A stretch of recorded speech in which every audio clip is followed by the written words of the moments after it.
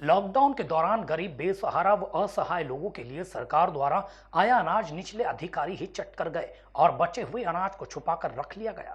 हम बात कर रहे हैं देवास जिले के टोंक खुर्द की, जहां पर 45 क्विंटल गेहूं आया तो था असहाय और बेसहारा लोगों के लिए, लेकिन उस पर हाथ साफ करने की फिराक में कार्यपालन यंत्री और सरपंच प्रतिनिधि थे, जिसका भांडाफोड़ एक शिकायत के बाद हो गया।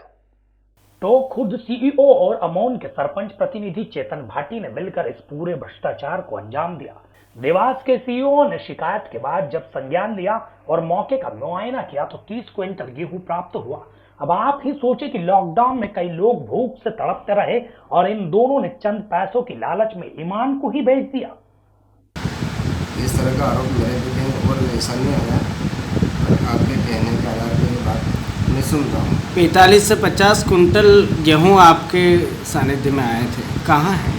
45 क्विंटल हमको मिला था, तो वो पे हम जैसे अमोना सोसाइटी में रखने गए थे, वहाँ जगह नहीं थी, तो मेरे बिहार पे एक सरपंच के मतलब घर पे गोदाम पे मेरे हिसाब से मैंने उनको रखवाया।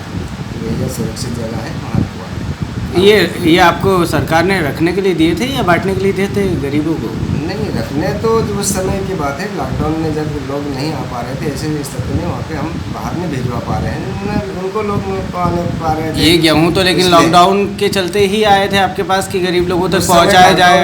आपने अपनी जिम्मेदारी निभाई नहीं और लोगों तक गेहूं पहुंचाया नहीं, जिसके कारण लोगों को कई सारी समस्याओं का सामना भी करना पड़ा है।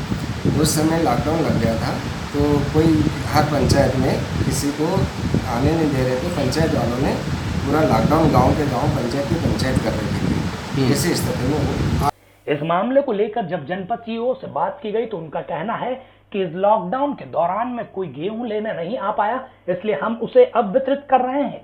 देखा जाए तो सरकारी आदेशों के अनुसार 23 जून के बाद वह गेहूं वितरित नहीं किया जा सकता है। हम आपको बता दें कि 45 क्विंटल गेहूं जनपद में पहुंचा, जिसकी खबर किसी को नहीं थी।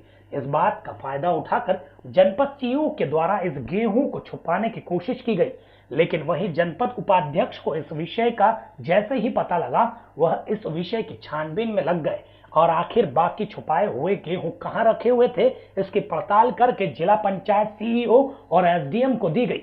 मामले में टोंक खुर्द सीईओ और अमोन के सरपंच प्रतिनिधि पर कार्रवाई की मांग की गई है। अब देखना होगा कि दोनों पर किस तरह की कार्रवाई की जाती है।